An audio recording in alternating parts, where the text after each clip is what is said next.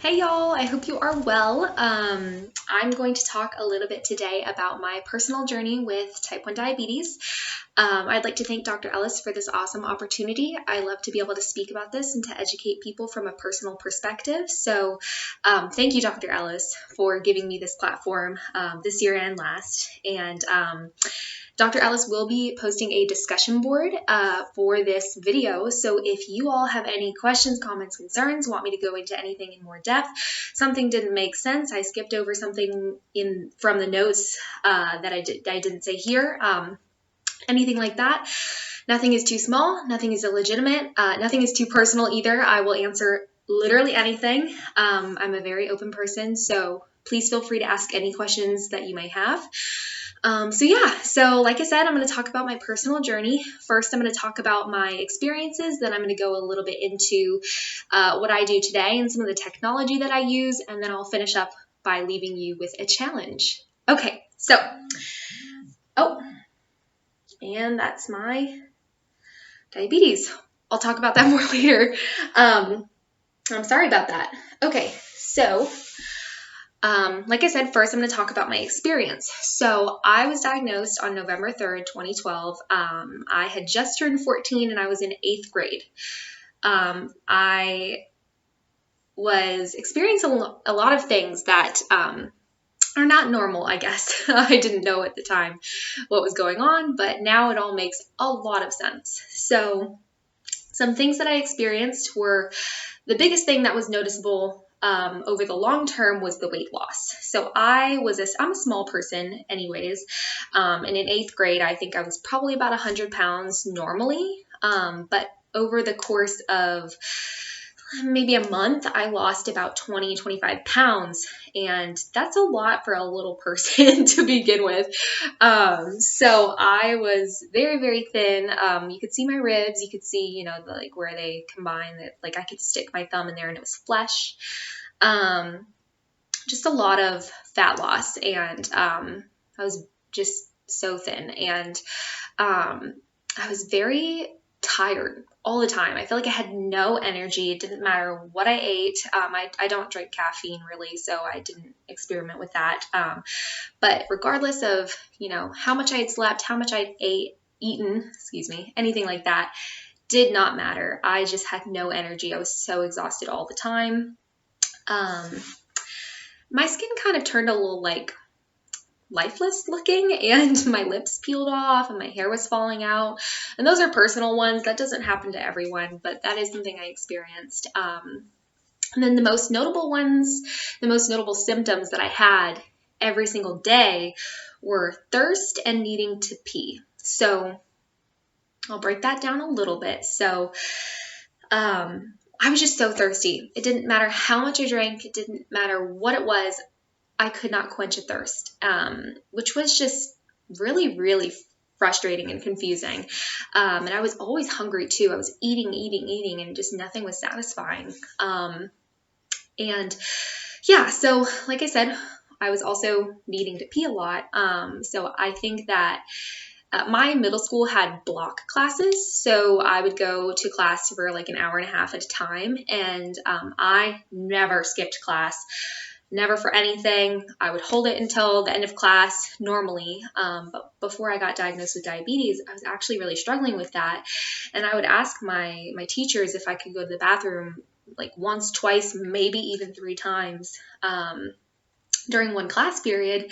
And at first my teacher was like, okay, yeah, go ahead. And then they started to be like, no, you can't go to the bathroom. Stop skipping class. And I really had to go to the bathroom, and it was really, really confusing for me because I didn't, want to feel embarrassed in front of my peers, and I didn't want my teacher to look at me like I was trying to skip out and, just go roam the halls or anything. I just really had to go to the bathroom, and this is probably a little TMI, but I can remember just peeing endlessly.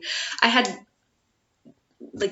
so many seconds that I could count. I think the stream that I counted for the longest amount of time was probably 60 seconds, which is a lot, which thankfully that doesn't happen anymore. and that got fixed. But yeah, so weight loss, thirst, peeing, my hair, my lips, everything was just wrong. I felt off. And I didn't know what was going on. No one in my family has diabetes. No one at all. So we had no idea. Which thankfully, so finally, there was a day, it was actually Halloween, when I just felt so bad in class. My teacher looked at me, I looked at her, she said, go to the nurse, you're not okay. I said, you're right, and I'm leaving. So that's the day I went home, and I stayed home for a few days, and then finally on a Saturday morning, my mom was like, you're still not well. We're taking you to patient first. I don't know what's going on. And I was like, okay, fair. So I was so hungry. So I had a bowl of cereal, a huge bowl of cereal. I filled it twice. And I had milk, and I think I had some cranberry juice too. So yeah, that's what I had for breakfast. And my mom was getting ready. I was waiting. And finally we went to patient first. And we got there, and they did a bunch of tests, and they were like, yeah, we can't find anything wrong with you. Sorry. And I was like, no, something's definitely wrong. And they were like, okay, well, we're going to take a blood sample, and we're going to get a urine sample too. And it's like, okay, cool. So I was waiting for the results. And finally the doctor comes in, and the doctor was like, hey, so fun news, your urine had ketones in it, which we'll explain later, and your blood sugar was about 900. It was like 897 or something like that, but about 900. And they said, so we're going to put you in an ambulance. You're going to the hospital. You're diabetic. And I was like, okay. So that is how I got diagnosed. I went to the hospital. I was there for a few days. They educated me a little bit. Of course, when crazy things happen, I black out most of the time. So I don't remember a whole lot. I remember some specific things, but it was very jarring, and I didn't really know what to think. For a while, for a long time, about a year or a year and a half, of course, I took care of myself because I'm too type A not to, but I was just so curious. I was like, why me? Why did I get this? What did I do? I didn't eat poorly. I exercised. So I didn't understand, but now I know it's because I like talking about it. So that's a little bit about my experience there in the beginning. So some things that I want to talk to you about as well are just some of the things that I've learned from being diabetic. So let's see, I have my notes right here. I apologize for looking down. Okay, so when I was first diagnosed, the scariest things that I had to learn were how to give myself insulin and how to check my blood sugar. So I checked my blood sugar with my handy dandy blood glucose monitor here, which here is the actual monitor. This is a finger pricker, some extra needles, and then in here I have the actual the strips that I use. I'm not going to open it because I don't want to waste it because COVID, but it would just go in here. I put some blood on this side and put it in, and it would pull up my blood sugar, and that's what I did until my junior year of high school, which I'll talk about in a second. So that's how I checked my blood sugar, and I had to do this when I woke up, before I ate any meals, if I was feeling weird in between meals, and before going to bed. And then for a while too, I had to wake up at 2 a.m. every single day to check it, to make sure that I was okay in the middle of the night, and that I wouldn't need to go back to the hospital. So that was kind of exhausting. It was a lot. It was a lot to learn. I also had to take insulin. So I had to give myself shots, and I don't have that to show you today because I do use a different system now. But I had insulin pens. So a pen, it's like probably about this big, like a really, really thick pencil, about that length too. And I would put a needle on the end of it. Like I said, I was very tiny, so I had a nano needle, and I would put a needle on the end of it, and I'd have to give myself shots. Some good places to give myself shots are in the midsection, and also in the same area around your backside or your upper gluteal area, I guess, and even the side of the hips sometimes, the legs, like the external side of the legs, and the arms. And so you just kind of experiment with what worked. Some places hurt more than others. Now that I've gained all my weight back, and I'm healthier. I have a little more to work with. So yay. Thankful for my body. But yeah, so I would take shots, which I couldn't do that for about 2 weeks on my own. So my parents had to do it until I could finally, diabetic up and do it. So I had 2 types of insulin. One was a fast acting and one was a long acting insulin. And so how those work are, so the long acting insulin is supposed to sustain me for a day. So let's say I didn't eat any food, which I could never do. I love food. But let's say I didn't eat food. The long acting insulin I took once a day. I took it at night and I took about 20 units on average. And that is supposed to sustain my blood sugar all day if I didn't eat anything, didn't really do anything. However, there's also a fast-acting insulin, and I use something called Novolog, which is a pretty common brand that type 1 diabetics use. So with the Novolog, the fast-acting insulin, that is theoretically is supposed to be for your meals and to correct any blood sugar. And so it's a lot of math that goes into it. Everyone's body is different, of course.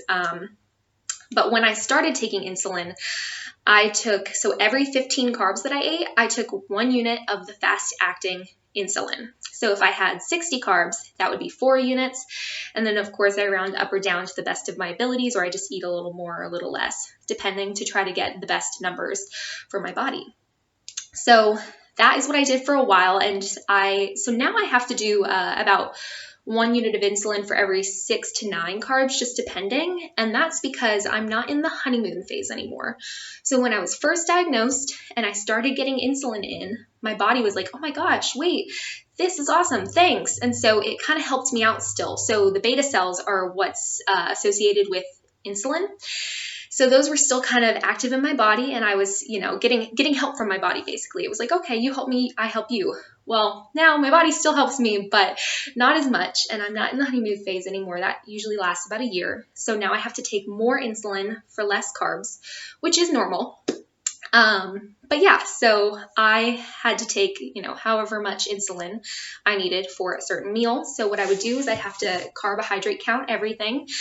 And then you're supposed to take insulin before the meal in order for it to start acting while you're eating / once you're done eating, so that the insulin can kind of, meet the food and counteract it. Theoretically things work perfectly in life. Sometimes I took my insulin afterwards. It's just, the way it goes. But yes, so that's kind of how that worked. But now I have an insulin pump, which is super cool. Sorry for the reflection, but yes, so this is connected to my body. There's a needle in my body, actually a tube right now, but I switch back and forth between brands. And so this has insulin in it. I fill it manually. There's a cartridge. I'll take the case off just in case. So yeah, so there's a cartridge in here, and I fill the insulin in there, and that's how it goes into my body. And this actually does all the work for me now, which is really nice. So like I said, I used to have to do a long-acting and a fast-acting insulin.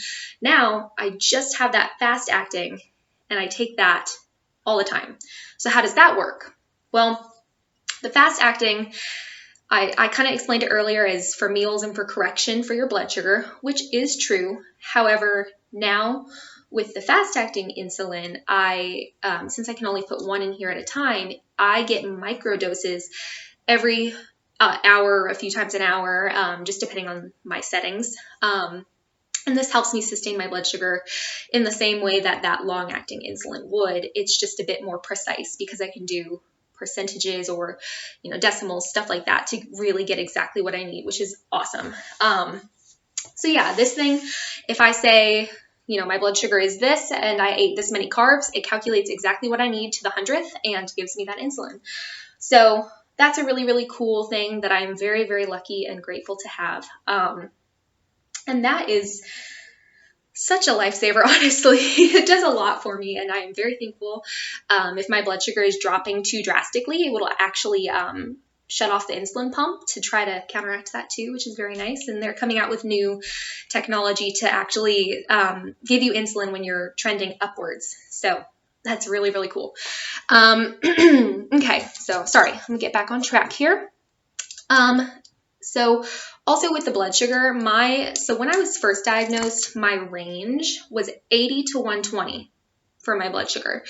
So, we've learned a lot about specific ranges in class. Stick with those ranges. Those are correct for hospitals, for doctors, for anyone that you know. However, these were the numbers I was given. So I got 80 to 120. So what does that mean?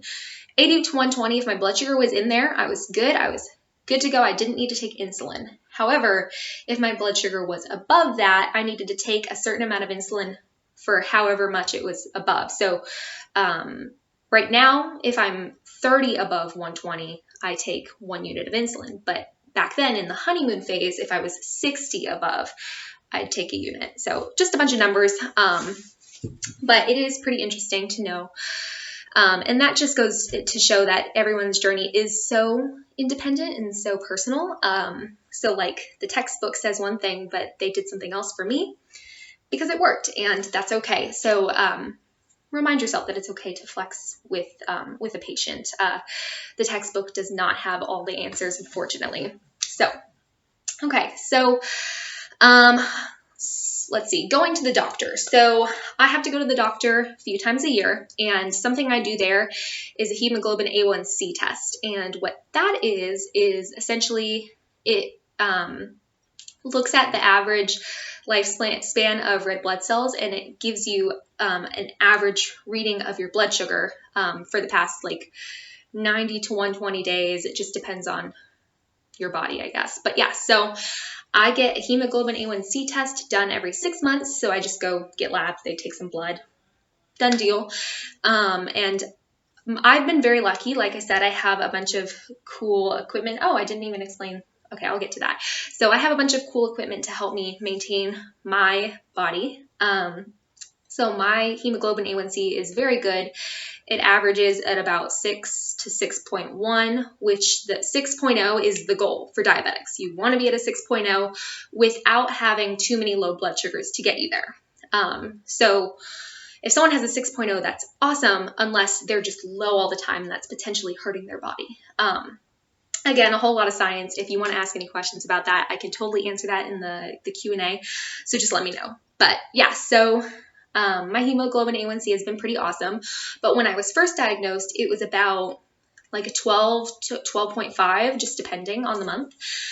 So I really had to work at it. When 2 or 3 years in, I think it was probably an 8. And then once I started getting my equipment, my really good high-tech stuff, then my hemoglobin A1C really got itself in check, which means that instead of going like this all the time for my blood sugar, or staying here a bunch, or having like really ridiculous low blood sugars, I'm able to be more like this, which is really nice because it makes my body feel better. So like I said, with the technology, something else that I have that's pretty cool is a continuous glucose monitor, which goes on my arm. I insert it with this, and it's this thing. It's on my arm here, but this is a bit little, so I can't show it to you on my arm right now. But this is what I insert it with. It's just a needle, leaves a little tube, kind of like a catheter. And then what it actually looks like is this on the bottom right here. So that is what's on my arm. I apologize, I have personal information on there, but that's what's on my arm. I'm sure a lot of you have seen it, and that checks my blood sugar every 5 minutes. It goes to my insulin pump, which you can kind of see right here. I've got a little bit of low blood sugar going on, and it also goes to my phone, so I can check that too, and then I have an app in the actual phone. So yeah, that's really, really helpful. And that helps me to not do this all the time because I can be a lot more preventative. Because I'll be honest, I'm lazy, and checking my blood sugar manually all the time sucked. It was a lot of work. And, I really respect all the diabetics who have to do it at some point or another, but it's rough. So I'm thankful to have my equipment now because I don't have to do that as much. I probably check it manually, probably once every other week, just to keep my stuff calibrated. But yeah, so like I said, it helps me from going like this so I can keep more steady levels. But if I do go here or here, how does that feel? So if I have a high blood sugar, hyperglycemia, then I don't get as many symptoms as other people do personally, but if I do have symptoms, I kind of feel like dehydrated. Like if my blood sugar is high, I kind of have like a pressure headache and I kind of feel like, ugh, I don't want to do anything, or sometimes I feel a little bit anxious. Yeah, so I don't have anything super crazy in the high blood sugars. I'm well functioning in the high numbers, as sad as that is to say. I try to stay in the normal ranges though. But if my blood sugar is low, I have very specific symptoms. I get hot. I get a little bit flustered. I can't form full sentences as well. I am not as easily focused. And I can actually feel it, which I don't know if this is just me or not, but I can actually feel it right here in my shoulder blade. And it kind of feels like a numbness or a tingling, like the feeling that you get before the painful prickly feeling of like a limb that you've sat on for too long or the blood flow is cut off. Kind of feels like that. So I can feel that right here. I also just get a little loopy sometimes. Some people call it like diabetic drunk, of like, oh my gosh, like this is, it's not a great feeling, but sometimes I do feel a little all over the place. So that's dangerous. But like I said, that is personal for me. I do have a friend whose dad is type 1 diabetic and he's very angry. So she was very surprised to learn that I was happy when I was low. And I think that, you know, other people probably have other symptoms too that I don't even know. But those were my personal symptoms.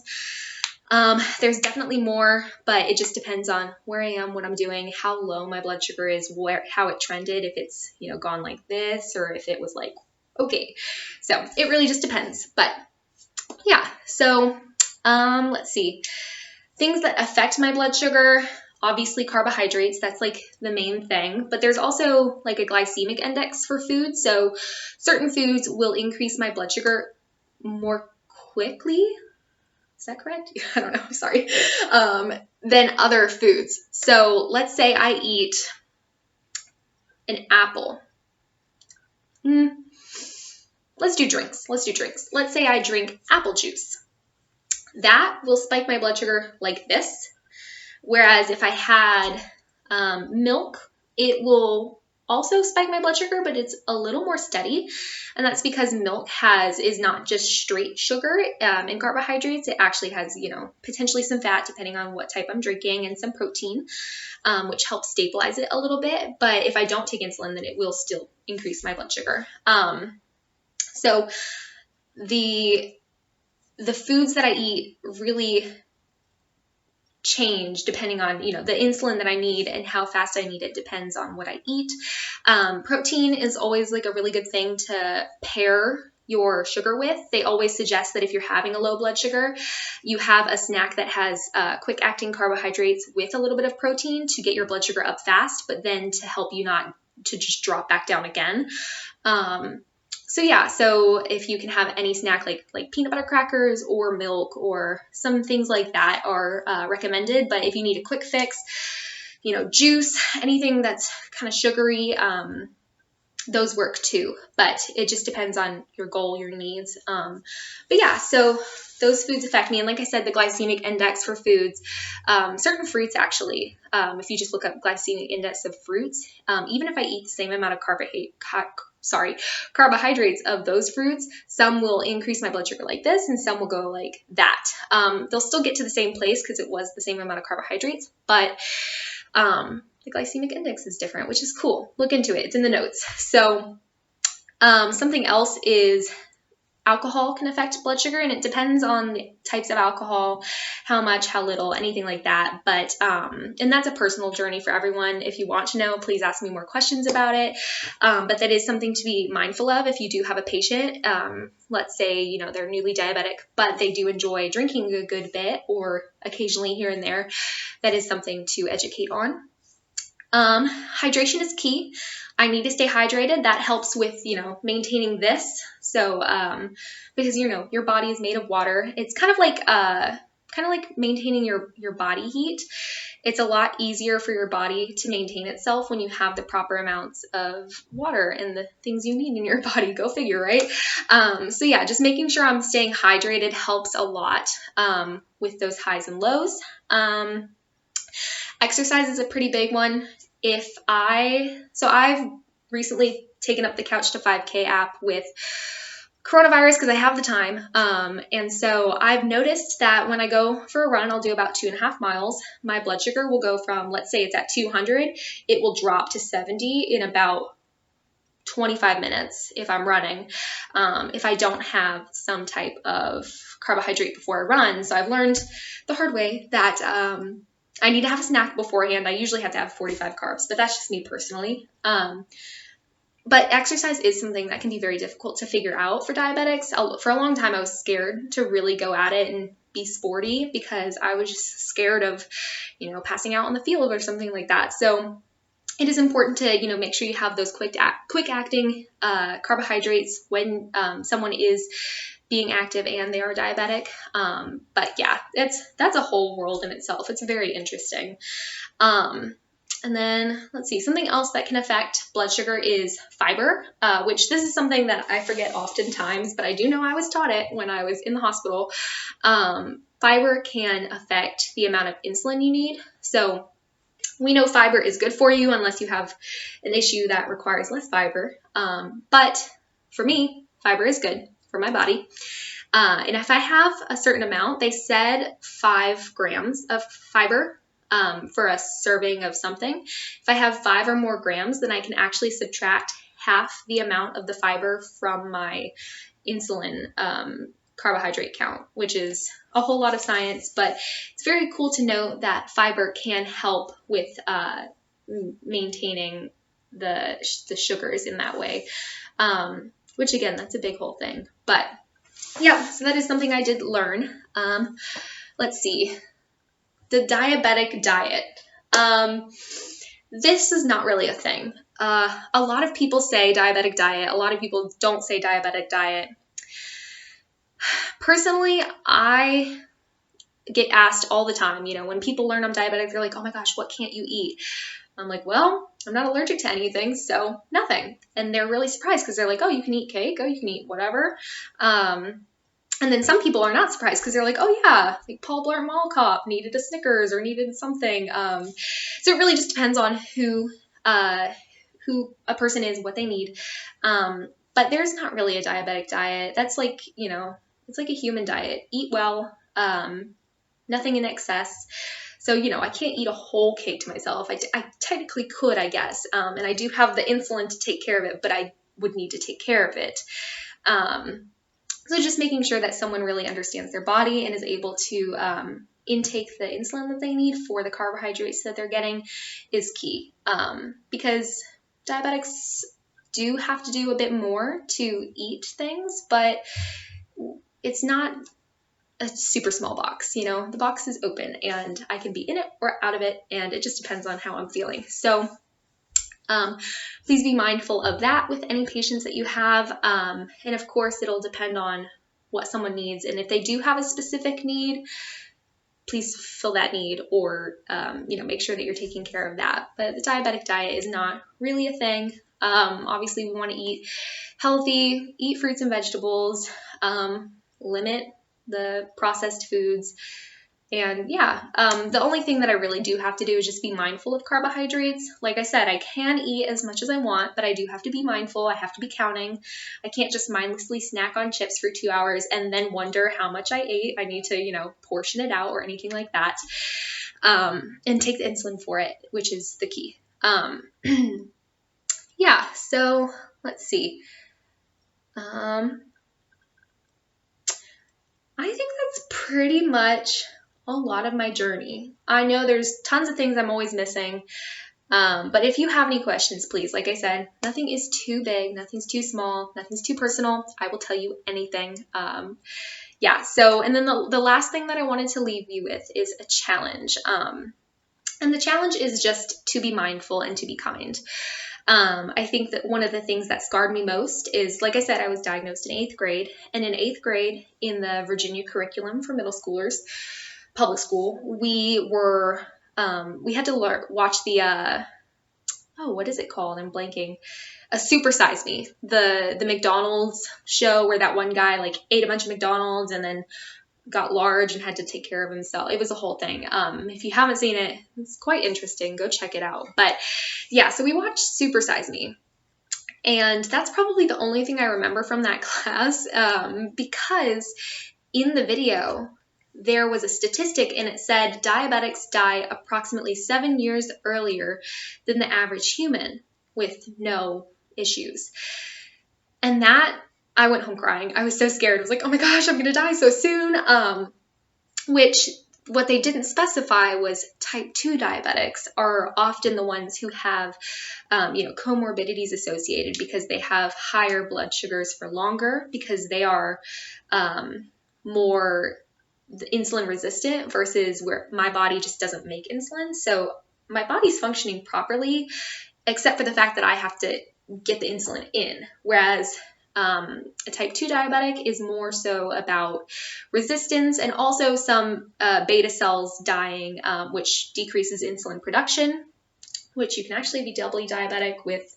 It's basically a combo of type 1 and type 2. Again, look into it. It's pretty interesting. But yeah, so that was something that was just really, really honestly just shocking to me. And I was so scared for my life for years until I realized, oh, they were likely talking about type 2 diabetics. So with that being said, please be mindful of your language and of where people are at. Like I said, I'm a very open person about this. I will tell you anything and everything. Details, yes, I will tell you all. But when I was first diagnosed, if anyone said, hey, what's up? Hey, where you been? Hey, why are you going to the nurse's office? I would break down in tears.